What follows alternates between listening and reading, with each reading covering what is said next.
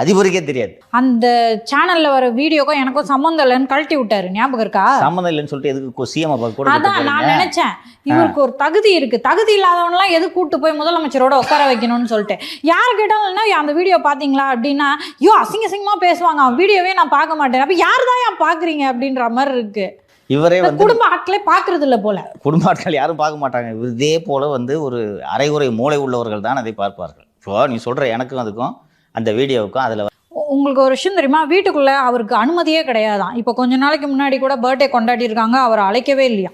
அப்படி வீட்டுக்குள்ள அனுமதி இல்லாத ஒரு ஆளை முதல்வரை பார்க்க அழைத்து செல்லலாமா?